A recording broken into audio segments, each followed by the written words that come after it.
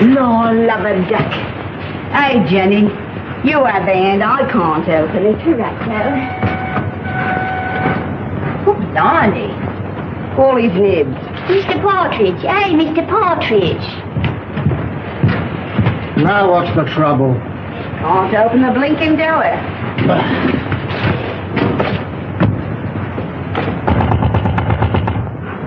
Come out.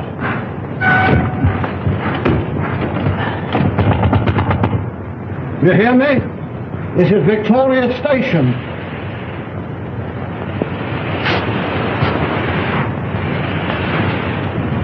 Honey. Some drunk sleeping it off. Some gent traveling first class. My word.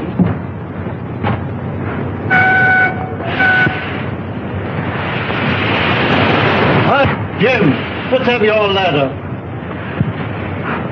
Yes, sir. Open that window. Right.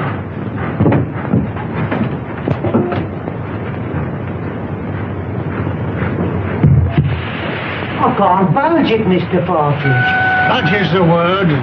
You'll have to smash it then. Right. Oh! Mr. Partridge, there's... Oh, there's...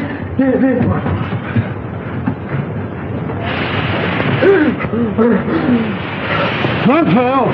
Fetch the police. Don't stand there gaping.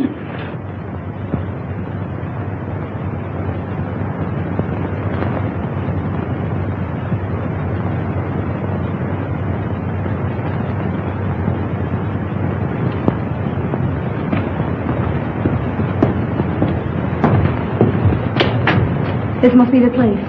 Yes. You'll have to wait here. I'm not going to let you go in a place like this alone. You must really. I'll be all right.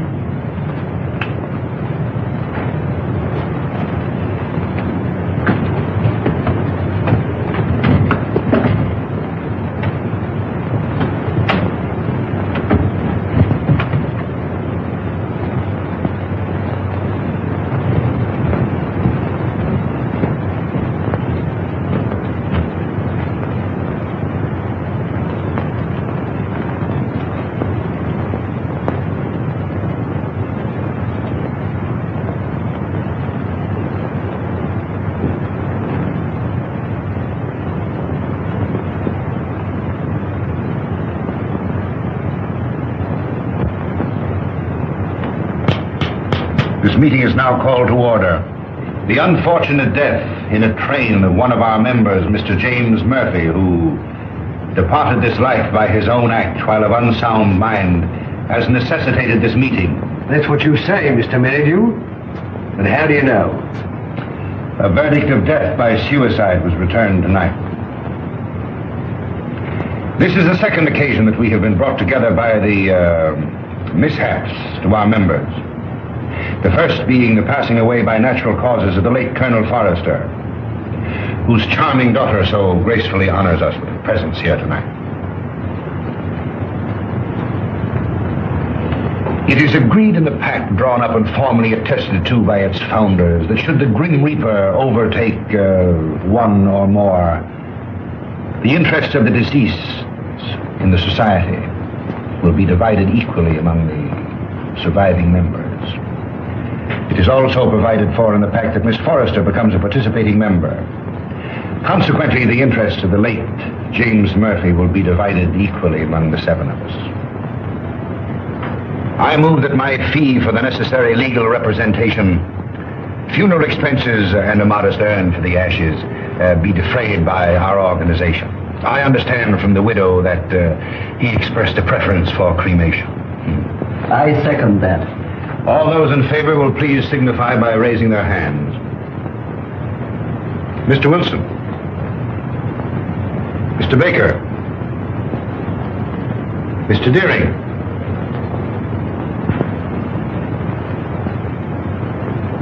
Mr. Pike. Yet?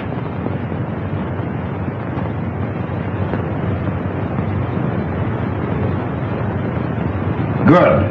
Has any provision been made for the widow? None. I presume that we could stretch a point in her favor. Emphatically no. Things are complicated enough as they are. Why did he want to kill himself? Have you ever met his wife? No. No? Well, I have. A pest if there ever was one. He can attribute his death solely to the general deficiencies of one Annabelle Mary Murphy.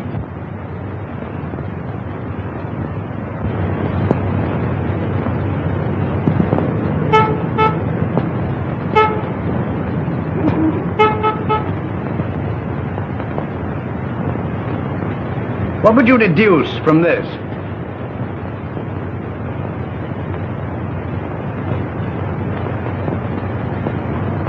Obviously an attempt to convey secret information. Could you decipher it? I could not, nor could you. Would you like to bet? Certainly. How much? Shilling. My time is too valuable.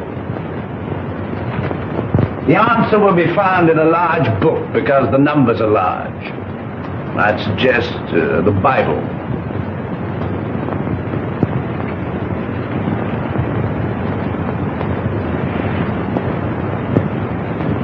A client, Watson.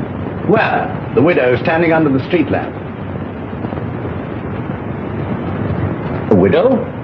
Would you like to bet on that? Of course. Well, I'm not going down the street to ask her. Ah. Won't be necessary. She's made up her mind. So you deduce at a distance, eh? Not in this case. I recognized her features. She's a Mrs. Murphy. Her husband was murdered 3 days ago. Do you mean the man that was found dead in a train? Exactly. Come in. Mrs. Murphy to see you, sir. Mr. Holmes, I'm in such a mess. Such a mess. My husband up and died without leaving me as much as a threepenny bit. It's a crying shame, Mr. Holmes. That's what it is. Sit down and try to compose yourself. Cut off without a farthing by an ungrateful good-for-nothing. Me, at my time of life. No dirty dog had a better wife. I've waited on him hand to mouth. Stood by his side morning, noon and night. And what does the stinker do? He ups and kills himself and leaves his money to a trust. And Mr. Merridew, yes. And there's another stinker if I never saw another. Won't even let me have a sixpence. He won't even let me have a halfpenny, Mr. Holmes. Thaddeus Merridew, the lawyer? Yes, the thieving hound, the dirty rat. One moment. You were married how long? 5 blessed long years. Previous to your marriage, your husband served in the army. You knew him? Of it. He got his discharge in China. Yes, that's right. Then you married. Yes, and I gave up everything, Mr. Holmes. You asked the proprietor of the Black Sow. He'll tell you. It was me that made that pub what it was. And your husband had money? Barrels of it. And when he wanted more, he used to come up to London and get it. It was that took him to London when he killed himself. How do you know? Well, Jim comes into my room. I was in bed with a piece of cucumber rind round my head, trying to cure an headache. He had a letter in his hand. See here, pig, he said. That was his pet name for me when he was drunk. I'm going up to London. Did you read the contents of the letter? Oh, it wasn't no letter. It was just a piece of doggerel.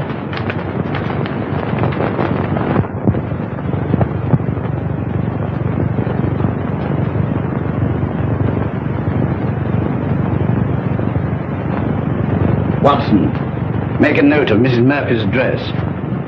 232 King's Cross Road. Then you'll undertake me, Mr. Holmes. I'll take up your case. Mind you, it'll have to be for love. Love? For Nick.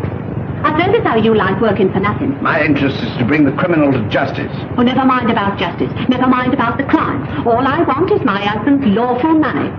And I want you to slap that thieving lawyer's face right across between his greasy fat chop. Good night, Mr. Holmes. I'll be seeing you, and thank you kindly. Good night, Miss Murphy.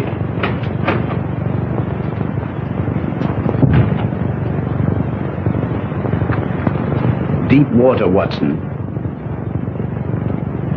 She needs some shady lawyer, not you. Think so? I'm amazed that you're wasting your energies on such a morbid trifle. Who is this Merridew? London's most dangerous crook. The king of blackmailers. A gliding, slithy, venomous snake. Once in his power, he'll squeeze and squeeze until he's drained his victims dry. More than once I've had my net around him, but so far he's managed to wriggle his way out.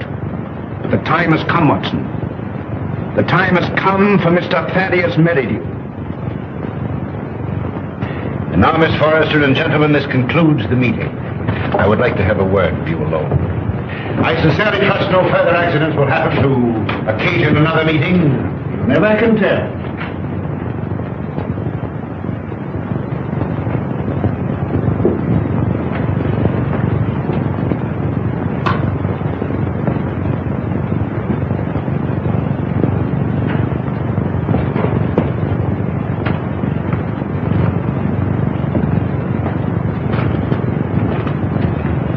Are you going my way? Which way do you go?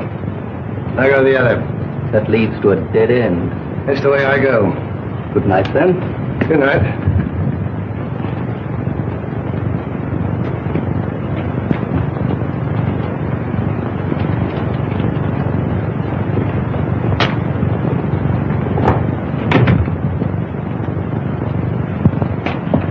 You must never mention anything that transpired at this meeting tonight, or even that this meeting was held.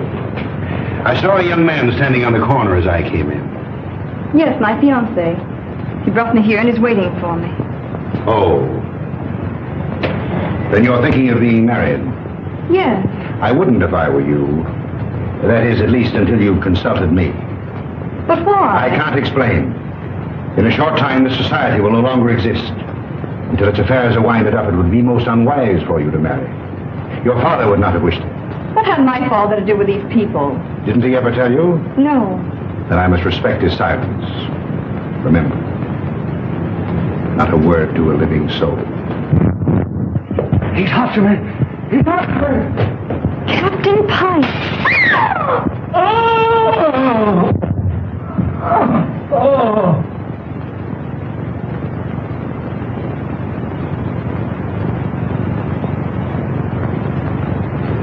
Dead, shot through the heart.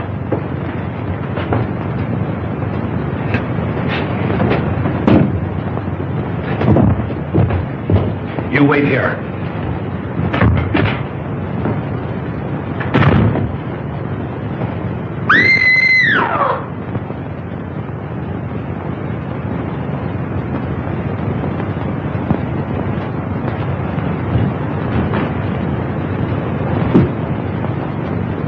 What is it? What's happened? Are you hurt? Someone. Look. It's disappeared. What does it mean? The murderer must have had an accomplice and removed the body.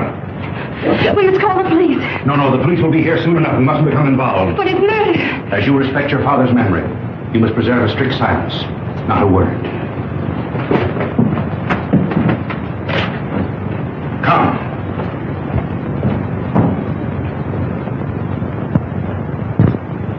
The body was pulled out of the Thames at 5 a.m. in the Limehouse district. The autopsy shows that death was caused by a bullet through the heart. The features, as you see, are unrecognizable, caused possibly by the battering of the head against the wall where the body was found. We would have identified the body by means of that ring. Ah. A very rare and very beautiful ring, Lestrade. There isn't the slightest doubt the deceased is Captain Pike. The clothes were identified, initials on the collar and on the shirt. Further identifications are contained in these letters that were found in the clothing.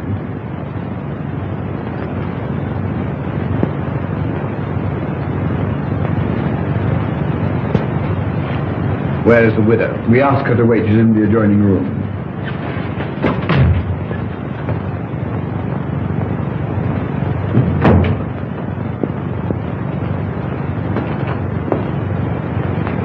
Mrs. Pike? Yes. You are? My name is Sherlock Holmes. When did you last see your husband alive? We dined together last night at the Savoy Grill. He left me shortly after 9 o'clock. I never saw him again. You're staying? At the Savoy. You've been in London how long? About a week. And you live where? At the Grange Shoeburyness. When your husband left you, did he inform you where he was going? No, but I fancied it was on a matter of business. He was a man very precise in his habits. When midnight came, and there was no sign of him, I became rather alarmed. Midnight would be a late hour for him. Very. As the time went on, I became more and more worried. At last I informed the police. An hour ago I received a message to come here, where I identified the body of my poor husband. By the ring? Yes. Did he always wear a ring? That one, yes.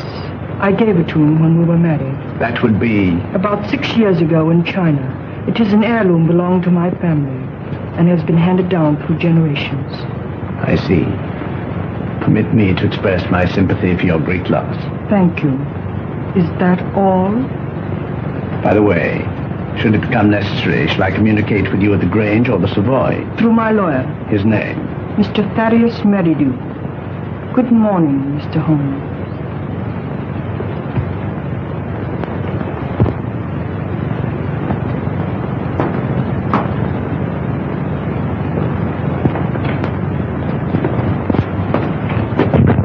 Well, what do you make of it? Murder, unquestionably. Is that all? That's all I have to say. What do you think?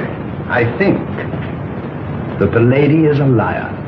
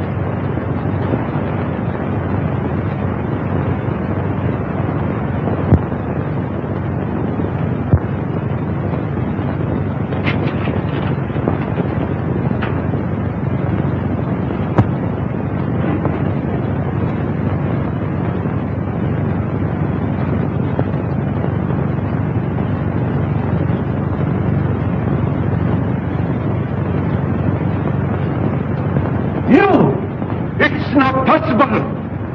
What do you want with me?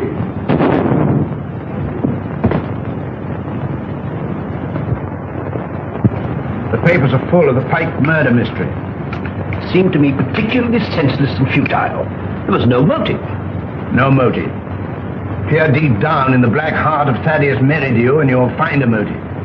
You don't mean to suggest that he had anything to do with it, do you? I suggest nothing. Come in. Inspector Lestrade to see you, sir. Mr. Holmes, Dr. Watson. What's the matter? You look worried. Worried? I'm up to my neck. Again? Before I can begin to finish one case, I'm plunged into another. That's the penalty of being smart. You came to see me professionally. Well, unofficially. I see. Heads you win, tails I lose. There's been a bad business during the night. An old gentleman. You'll find it a bit of a puzzler. You mean you found it a bit of a puzzler? We've left everything in status quo, hoping you'll favor us with an opinion.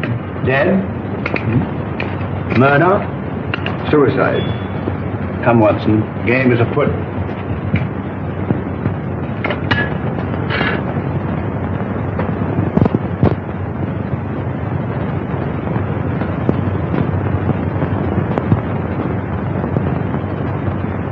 He was well known as a stamp collector. Very interesting.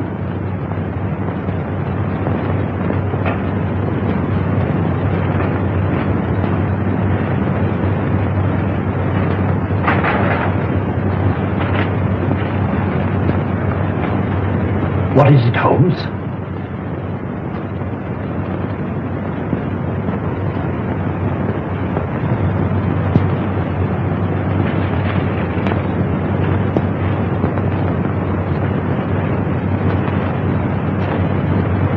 That leads out to the garden, seldom used to judge by the rusty hinges.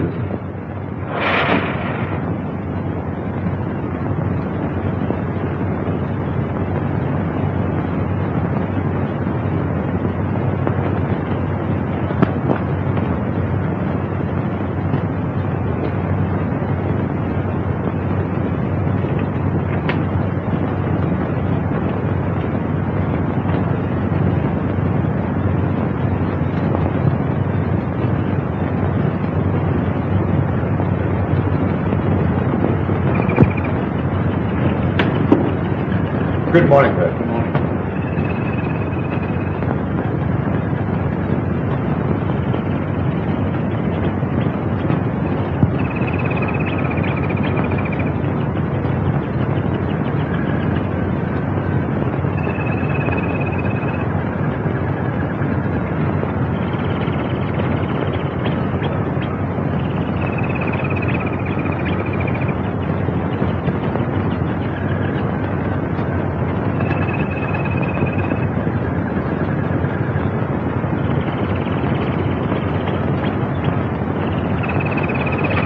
You can see that I've left everything untouched.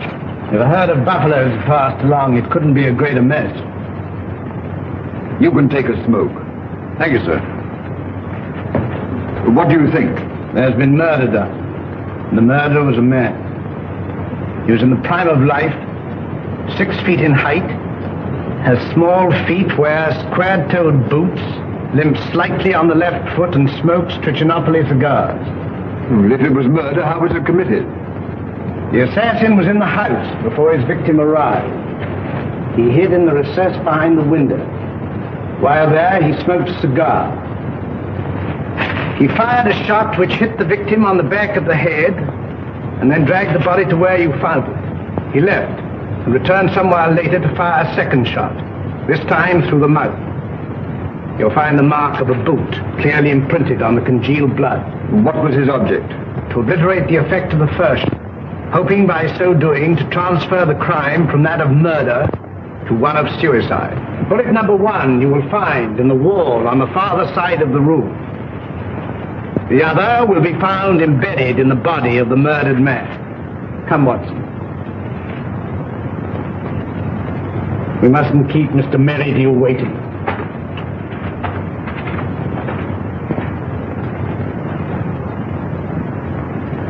Mr. Holmes is still waiting, sir. How long has it been now? Fully 2 hours, sir.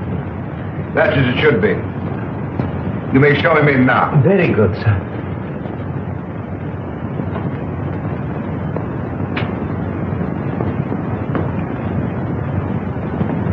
Mr. Holmes, this is indeed a pleasure. I'm sorry to have kept you waiting, but I had to digest my lunch. This is my friend and partner, Dr. Watson. How do you do? Glass of port, gentlemen? Thank you, no.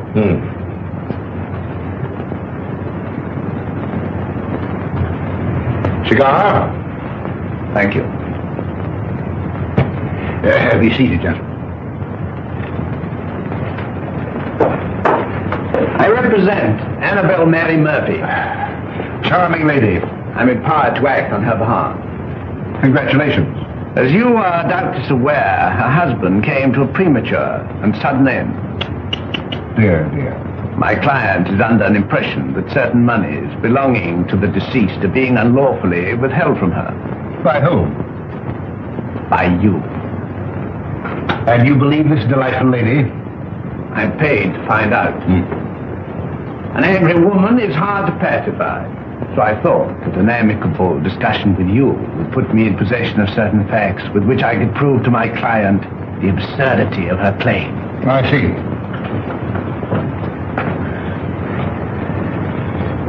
Is that all? That is all. Dear, dear, you're not smoking my cigar. You refuse to assist me. My dear Mr. Holmes, I have neither the information nor the authority. You see, until a few days ago, I was not aware that your distinguished client existed. In my profession, I deal with many cases, impartially and legally, without coming into personal contact with my client. It won't do, Mr. Merridew. Anything else? May I trouble you for a pencil and paper? Help yourself.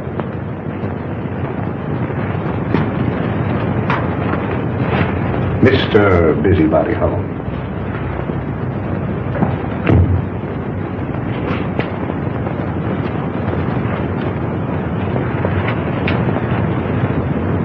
By the way, I think you should know that another client of yours met his death last night. Mr. Malcolm Deering, found murdered.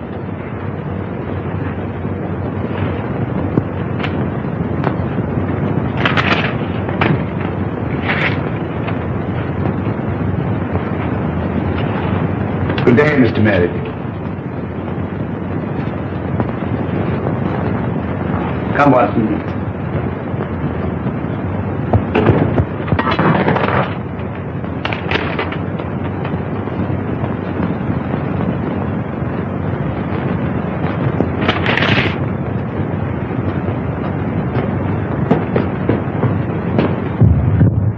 Cold-blooded monster. Well, I've given him something to think about. Did you see what I saw? His feet. What about him? But they were small feet. And the boots. Well? Was square-toed. Really? Yes, and did you remark the brand of cigar? Cigar? Trichinopoly. It was stenciled in big letters on the top of the box. Is that all you observed? Was there anything else? 100 things. Among them, the cipher to the code. A large book, Watson. I saw no Bible. Which will call Whitaker's Almanac a large. Yes, indeed. In that book will be found the message of the numbers.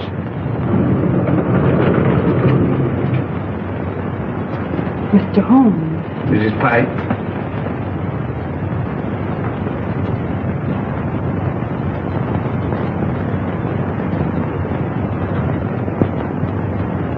Holmes, what did you write on that sheet of paper? A long shot in the dark, Watson, but it hit a bullseye.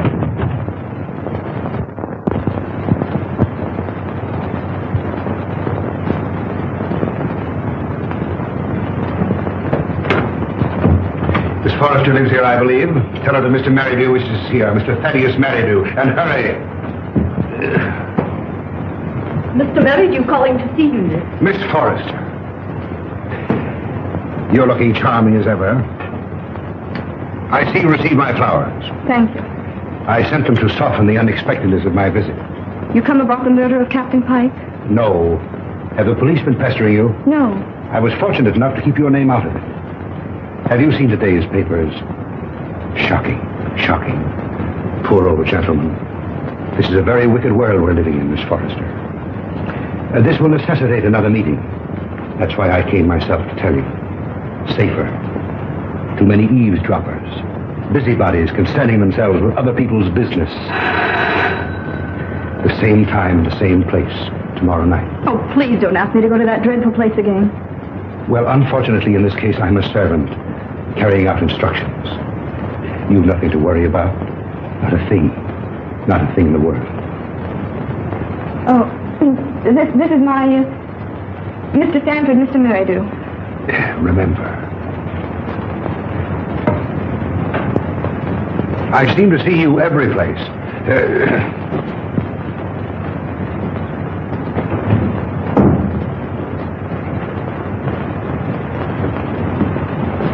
Who is that man? He's my lawyer. Oh. I remember seeing him the other night. But what's he doing here? Oh, please don't begin that all over again. But Eileen, surely I have a right to know.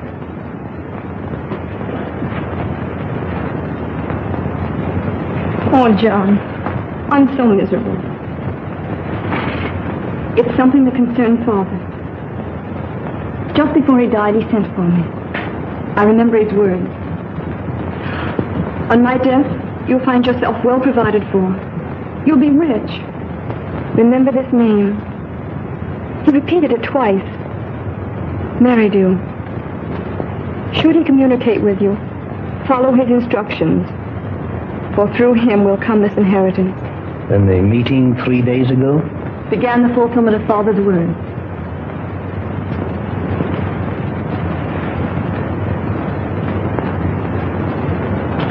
I think I'm beginning to understand.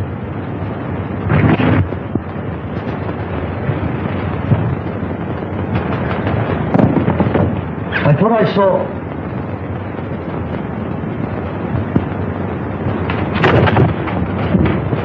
John!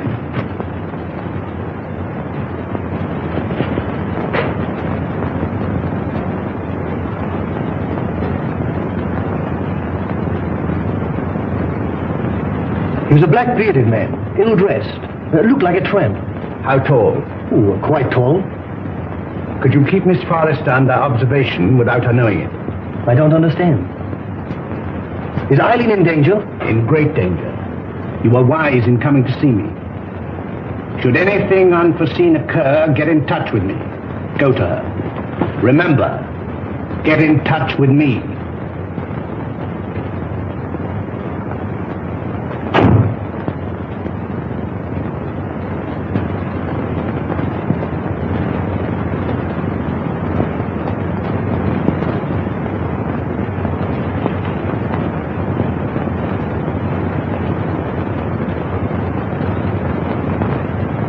We are getting on, Watson. I'm glad to see you in a more cheerful mood. We've done remarkably well. I'm pleased.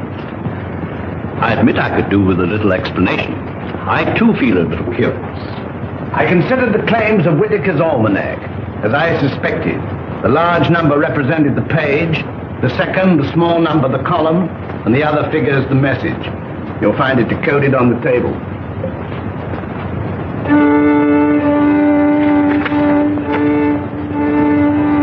Meeting of Scarlet Ring, Tuesday, Limehouse. M. Very due. Possibly. Tomorrow will appear in the personal column of the Daily Telegraph a second message, a request for information. Your message? My message.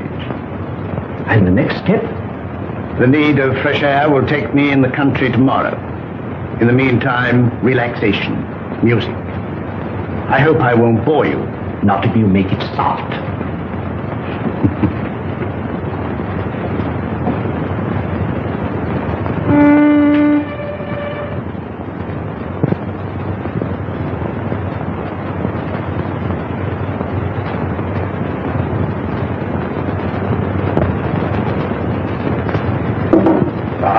Things are getting worse and worse. I hear tell as how they'll get more worser before they gets less worser. Same as I say. That were a very bad business about Captain Pike. A very bad business. Same as I say. I hear tell us how the old ranger's going under the hammer. Lock, stock and barrel. Same as I say. And I almost broke this old back of mine a weed in their old garden. And to look at it now, you'd think I'd spent all my time in here. Morning, sir. Morning. Morning. How far is the Grange from here? Some will tell you 4 miles and some will tell you 5. But I say it's more than 4 and less than 5. Is there any means of getting there besides walking? Bless your heart, yes, sir. I've an old trap. I'll harness up old Caesar and old Will he'll drive you over. Will you take anything to drink? Wouldn't come amiss. Scotch and splash. Put a bottle on the table, some glasses, and a siphon of soda. Come in, sir, come in. Lord love us, it feels good to be busy again. You're a godsend to him, sir. He hasn't had a paying customer for a long time. Chip on the ticket, sir. Before you can see Jack Robinson. Help yourself. Thank you, sir. Just a little drop, sir. Say when. When? Well, here's your very good health, sir.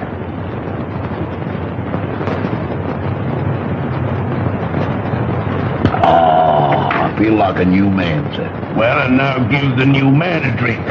Righto, sir.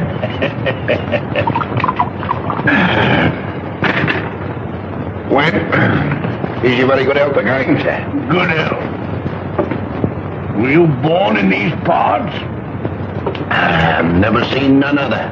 Worked for the Pike family all my life. Till I got tired of working. Got this old backache from weeding their plaggy old garden. Then you would remember the late captain.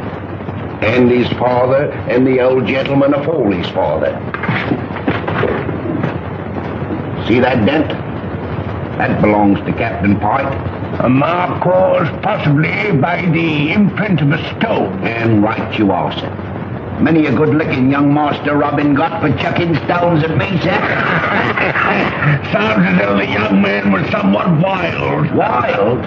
He was a holy terror. Ready and waiting, sir. I've harnessed up old Caesar and he's ready to go.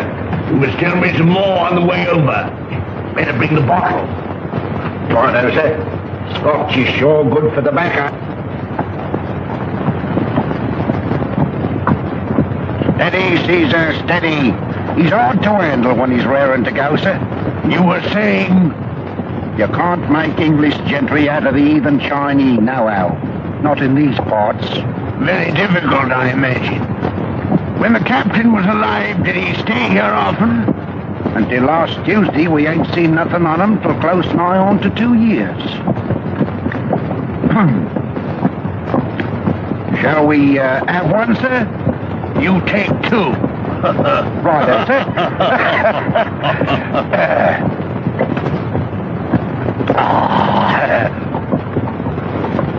The old back feels better already, sir. Magic. There's the Grange now, sir. Looks at his servants there now. Well, not what you might call real servants, sir. There's Daft Dolly, and well you might have to be to keep that place. I kept it for 30 years. Stop a moment. Whoa, Caesar.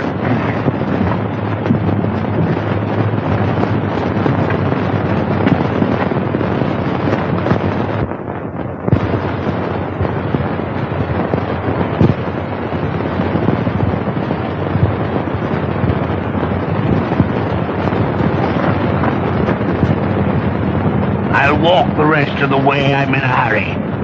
Wait here for me. I won't budge an inch.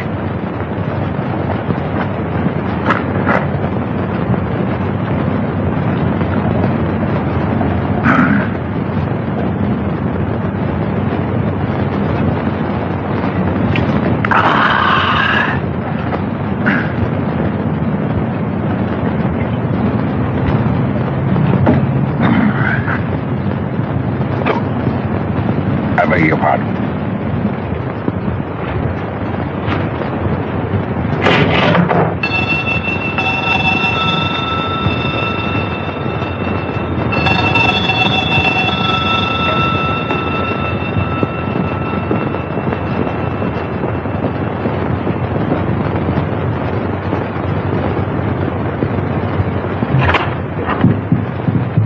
Is your mistress in? No, sir. Where is she? London town. I understand that this house is for sale. I may wish to buy it. I look it over.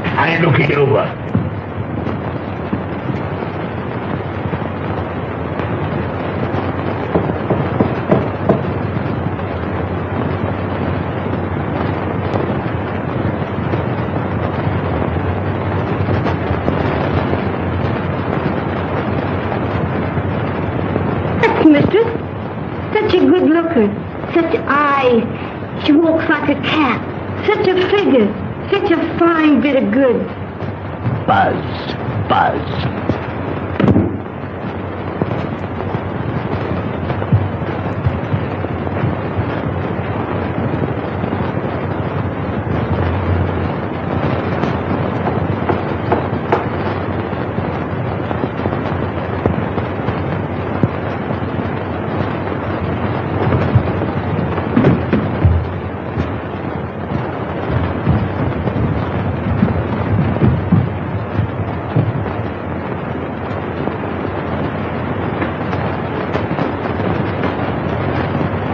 Mistress sleeps here.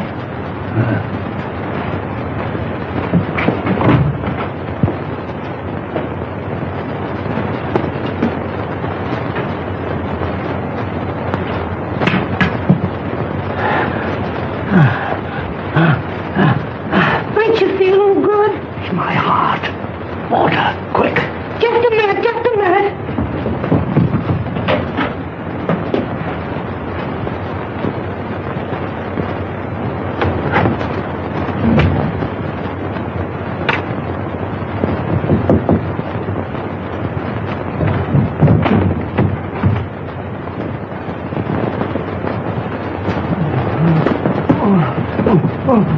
Drink this.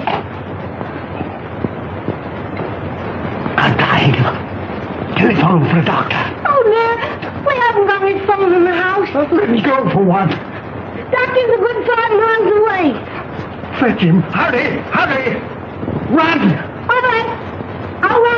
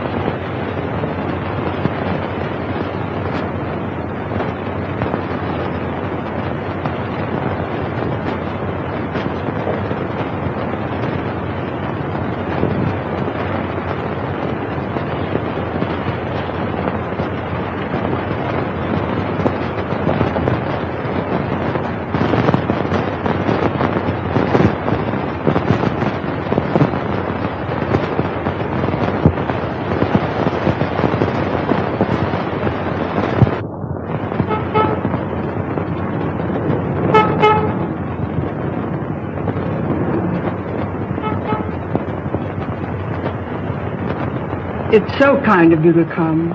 Knowing my late husband as intimately as you did, I felt I could turn to no better person to help me through this trying time. Well, you know, anything I can do. You are very nervous today. Well, I can't help it. Look at my hands. You know, I'm trembling all over. There. That'll stop the rattling at any rate. My late husband always spoke of you in the warmest terms. And you know the high regard in which I've always held you. Oh, have you? Can you doubt it? You are the only one who knows my husband's affairs. Everything has been left in the most terrible disorder. My house in the country will be sold. I wonder if you could spare the time. Yes? You could be my guest over the weekend. And we could go through his papers together. Well, you know, with pleasure. I could do with a bit of a change. We could drive down. Would tonight be possible? Tonight? No. You see, I got an important meeting tonight. Then tomorrow. Tomorrow. May I make a little confession? You know, Mrs. Pike, I've always admired you tremendously.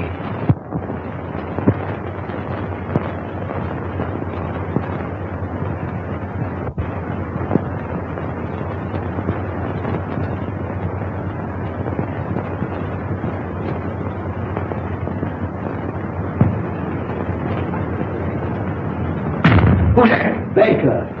Oh, it's you, is it? Who do you think it was? Where are the others?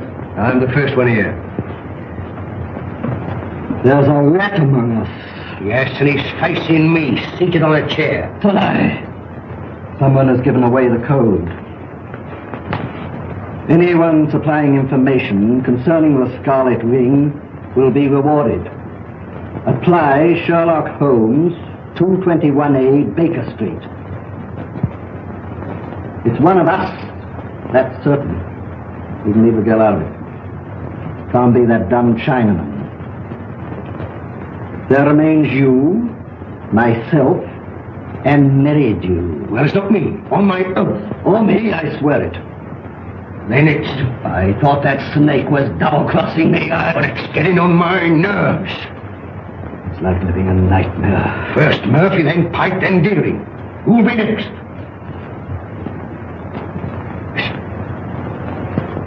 Suppose someone was to supply information to Sherlock Holmes. Then it would all come out. No, Holmes is different from the police. He protects clients. Holmes works with the police. What's in the back of your mind? I want a fighting chance. I want to leave. This suspense is getting on my nerves. It's killing me. What suspense?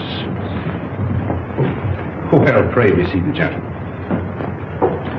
I overheard your conversation. It's most illuminating. We are not going on. No? And why not, pray? I don't want to die like Murphy. Or be found dead like Pike. No, perhaps you'd like to spend the rest of your lives in prison,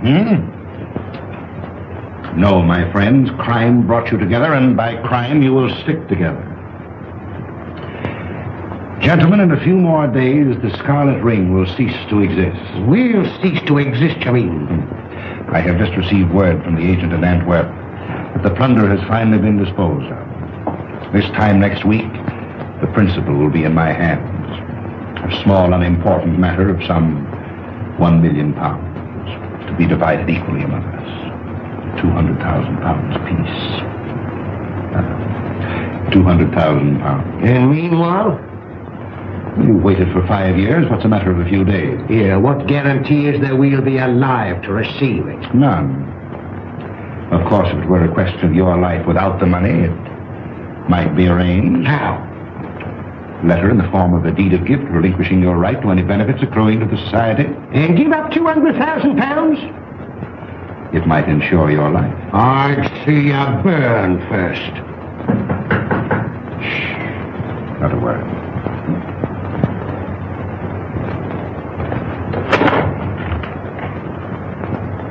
Well, Miss Forrester, this is a pleasure. Come in. Won't you sit down?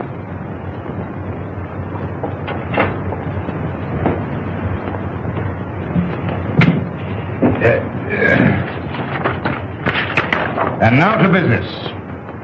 Miss Forrester and gentlemen, again I have the pleasure of presiding at this meeting.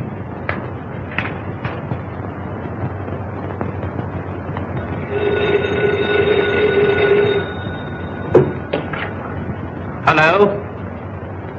One moment. Mr. Stanford. Yes? Where?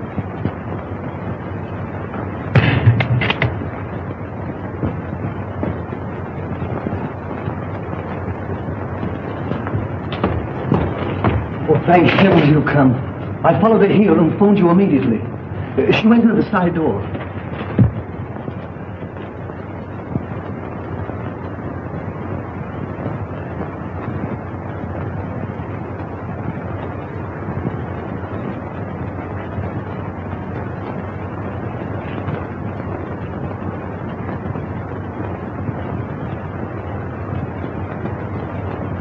There were 4 others. A lawyer, 2 white men, strangers, and a Chinaman.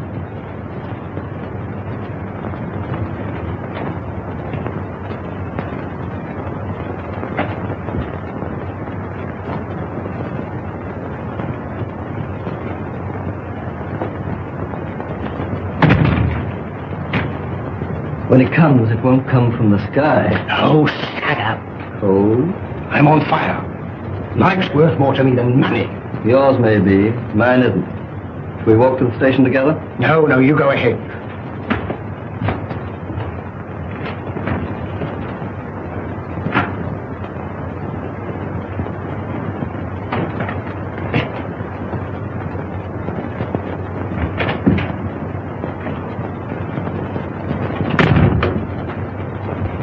She's inside. They've left her inside.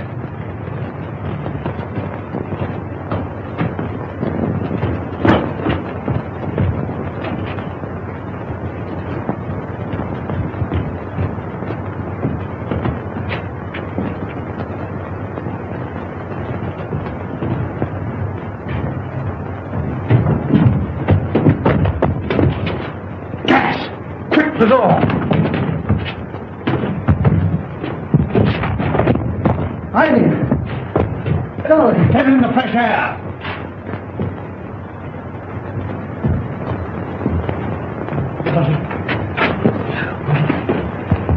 You came in the nick of time. Get her home. Don't let her out of your sight.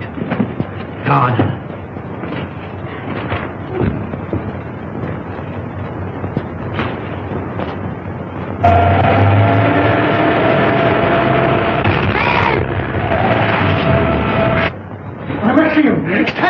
Save me! Speaking as a medical man, it is extremely dangerous to run at your age and with your wit. Could I have a glass of water, please? Sit down. Oh, no. Oh. Thank you. I must apologize for bursting in like this, Mr. Holmes. I'm Dr. Watson. I don't know when Mr. Holmes will be back. Please wait. Thank you.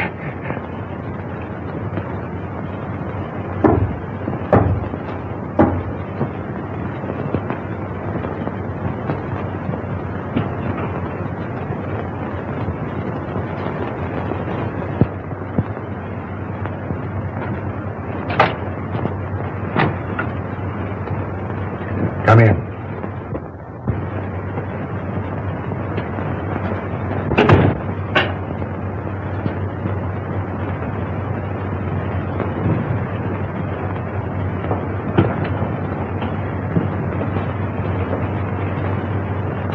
Sit down.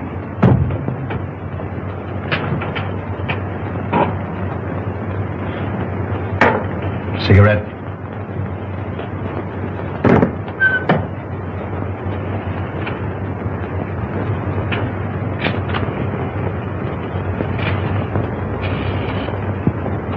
Any luck? Too bad. I have here the securities. Easily negotiable for £1 million. The Chinaman yet is devoted to his mistress. Doubtless a generous present will satisfy him. On account of Holmes, I cannot impress upon you too sufficiently the necessity for speed. Everything must be finished tomorrow night at the Grange. I will make all the arrangements.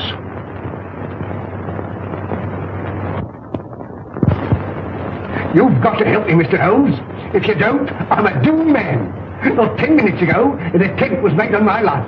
You see, I live in Ebury Street. I was on my way there. I was about to cross the road, and some instinct made me leap back. And as I did, a car, driven with terrific speed and coming on the wrong side of the road, whizzed by me. How I escaped was a miracle. Did you by any chance see the occupant of the car? Yes, as it flashed by me, I caught a glimpse of the driver, a black-bearded man. Is there anyone who would benefit by your death? Yes, 4 persons. You see, Mr. Holmes, there's an estate to be settled up. And if I should go out, well, they get my share. Is any one of them capable of committing a crime? Yes, 3 of them. How much is your share of this estate? £200,000. Naturally, you would wish to live to enjoy it. When were you in China last? I was never in China. Come, sir. Then the tattooing above the right wrist? Well, that was done in England. You must be mistaken. That particular yellow is to be found only in China. What made you come to me? Well, you see, Mr. Holmes, I'd heard of your reputation. How did you know my address? Aren't you here in answer to my advertisement? Were you not returning from Limehouse? Are you not a member of the Scarlet Ring? Is it not a fact that 3 of your members have met with very sudden ends and you're terrified lest their fate befall you? Why, you must be the devil himself. Answer me. Yes, Mr. Holmes, but I'm helpless. I'm up against some power that no precaution can guard against. Go straight home and lock yourself in your house. But it's very old and easily broken into. You a cellar. Bomb-proof. Hide there. On second thought, we'll see you to Ebury Street. Take a revolver, Watson. Mr. Holmes, do you think there's any hope? Obey my instructions implicitly, and I can promise you almost a chance. Tomorrow, leave town. You see, Mr. Holmes, I had intended that. You see, I know a little place in the country that is secluded, miles away from any place. It belongs to the widow of an acquaintance of mine. The lady is an Oriental, an Asiatic. As a matter of fact, she's Chinese. Mrs. Pike, when you arrive at the Grange near Shoebury Nest, you'll probably be given the room next to the ladies. You'll find a door connecting the 2 rooms. Keep it locked. Arrive there neither before nor later than 9 o'clock. On your arrival, pretend a headache. Pretend one? Oh, Mr. Holmes. Go straight to your room. If you value your life, don't open the door.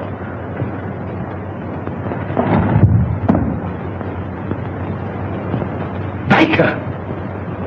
I got him too. Poison.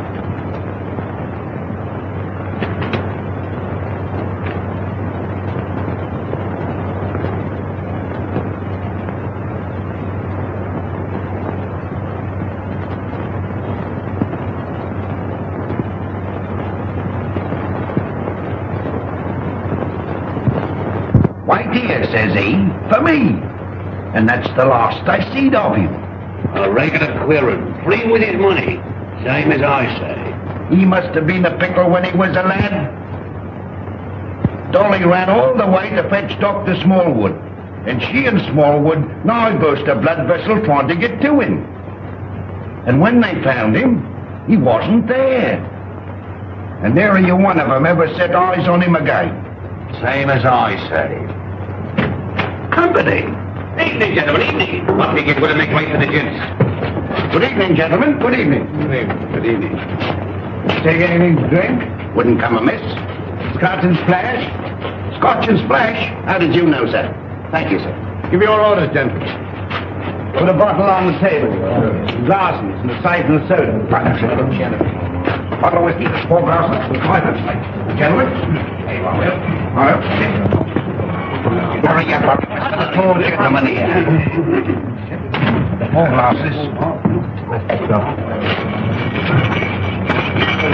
There you are, sir.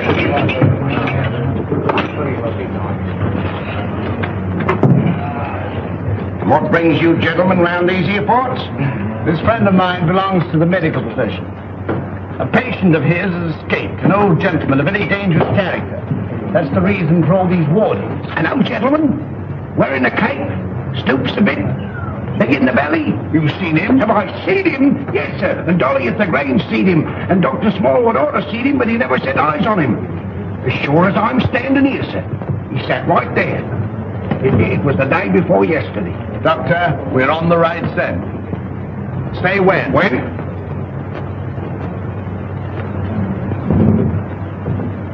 Well, here's your very good health, sir. Another beer? Thank you very kindly, sir.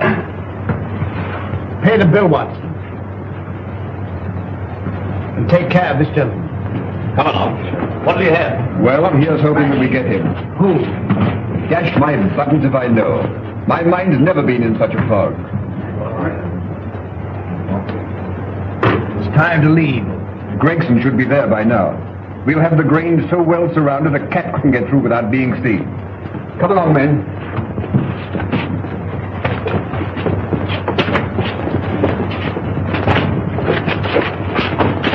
Mr. Holmes, something terrible has happened. Miss Forrester has disappeared. Disappeared? But I told you to guard her. But I couldn't understand your telegram. Telegram? What telegram? Instructing me to meet you at Dover. Are you mad? Well, I don't know. I'm almost insane with worry. Go on. Well, I arrived at Dover and suspected it was a hoax. I returned to London immediately. Fortunately, I have a racing car. Arriving there, I went straight to Eileen's house. She'd gone. May told me that she left in the early afternoon with a strange woman. A Chinese woman? Yes. I called you, but you left. When I gave my name to your housekeeper, she told me where I could locate you. Oh, Mr. Holmes, what could have happened? Or where could she be? Come, Lestrade, there's not a moment to lose.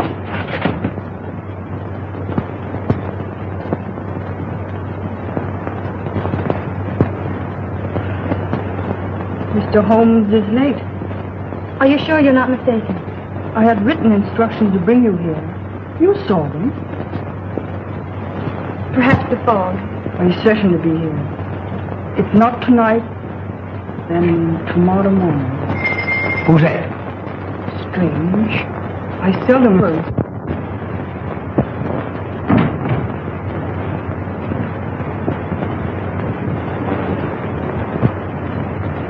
Stop! You open the door, and I'll choke the life out of you. Mr. Wilson, have you lost your reason? Tell him if he opens the door, he'll never live to open another.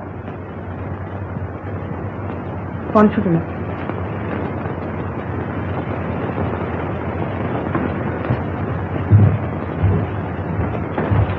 Who is it? Telegraph, boy.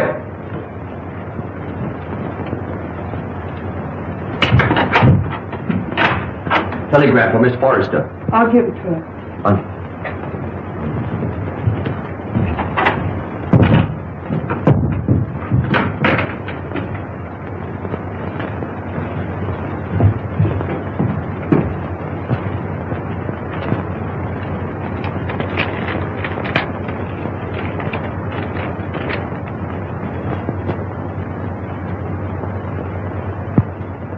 Good news?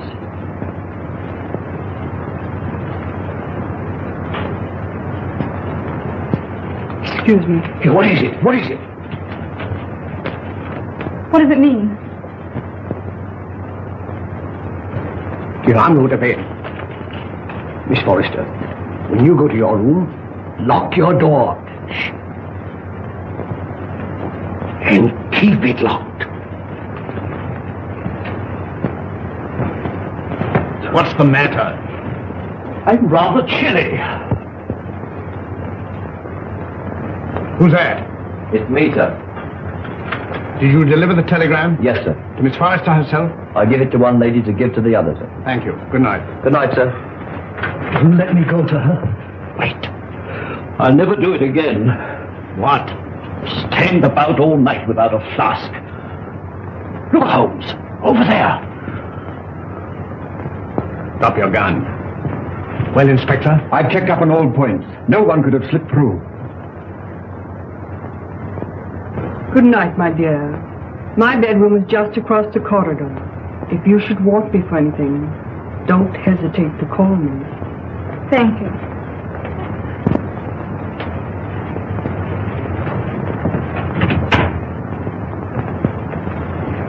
night. Good night.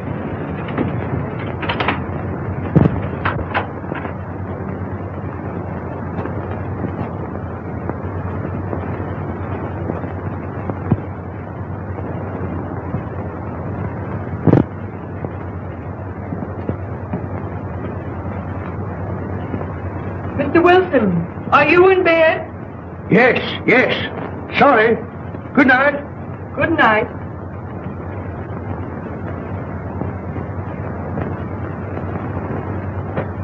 Who's that? Gregson. He's here. Came by boat. When? 15 minutes ago. Why didn't you let me know sooner? It's this fog. Our men lost their bearings. Watch the front of the house. Come. All right, you stay here. Very good, sir.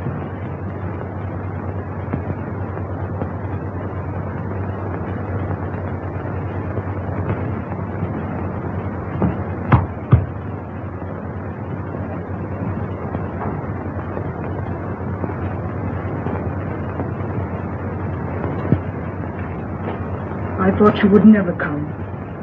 It's this cursed fog. Where's the girl? At the end of the corridor. Good. Wilson? He's locked his door. Get him out. Offering any inducement.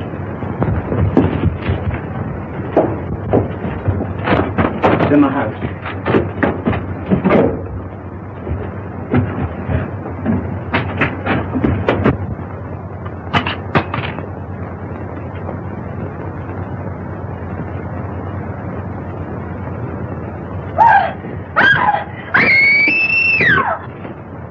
It's Eileen! That's Eileen! Mr. Wilson! Quick! Miss Forrester! Something terrible has happened!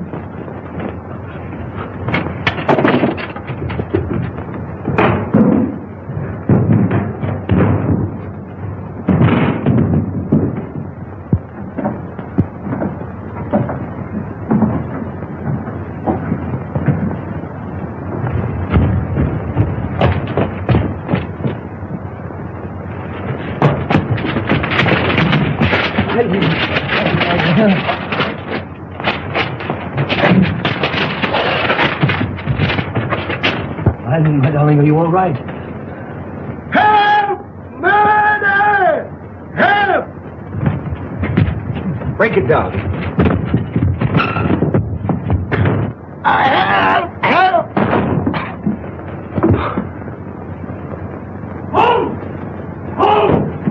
Holmes! Are you all right? Quite all right. Thank you, Watson. Take them downstairs.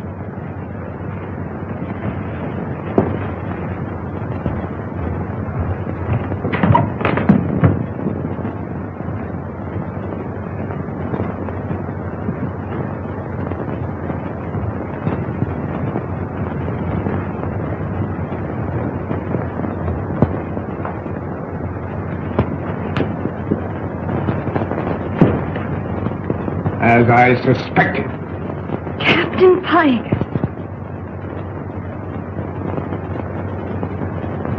You are charged with the murders of James Murphy, Malcolm Deering, and William Baker. And this woman? As an accomplice. Take him away.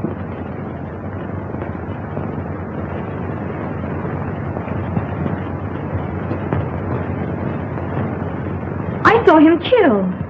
You saw him pretend to be killed. It was he who attacked you. He was shot. No shot broke that window. He broke it himself. But the blood. Animal blood. On a sponge. Merridew, of course, was in on it. Mr. Holmes, there's a second man outside. Came by car.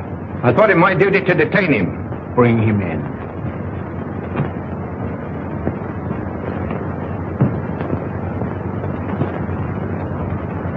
Well, Mr. Holmes. This is indeed a surprise. What are you doing here? Well, surely a man has a right to visit his own house. I own the mortgage on this place. I've invited some friends down for the weekend to discuss some business. It won't do, Merridew. Arrest him. Well, this is rather a high-handed procedure. What are the charges, Holmes? The gravest possible. That of being accessory to the murders of James Murphy, Malcolm Deering, and William Baker. And with the attempted murder of Jabez Wilson and Miss Eileen Forrester. Rather a tall indictment. I think you'd better have the bracelets. May I help you? I've more than enough in. Then who can tell? I say, who can tell?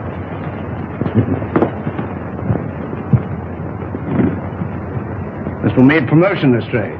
I'm very grateful to you, Mr. Holmes. But how you did it beats me. Simple enough. Simple. Simple? By the examination of the footsteps in the garden of Mr. Deering's house, I'm probably certain of the murderer's description. You'll remember the ring. There was no mark to indicate that it had remained on that finger for a period of 6 years as stated by his mistress. His wife, you mean? Mistress, Watson. Mistress. Well, you ought to know. And the scarlet ring? Perhaps you'll remember the disappearance of the mandarin's gems in China some years ago. Perfectly. To realize on gems of international repute would be a ticklish matter? Very. That'd have to be broken up piece by piece and then disposed of carefully and slowly. Exactly. The Scarlet Ring was formed by the instigators of the original crime to protect the receiving end. And what was Pike's motive? Greed. The last survivor would become the recipient of the entire booty. I think it will be found that Pike was the original ringleader. But Mr. Wilson could furnish us with an answer to that. Not one word. We shall never forget you, Mr. Holmes. Rather not, sir. You must invite me to the wedding. Perhaps you'll give me a wedding. I appreciate the compliment, but I never give a lady away, except I'm professional. Come, Doctor. They'll send you when they need you.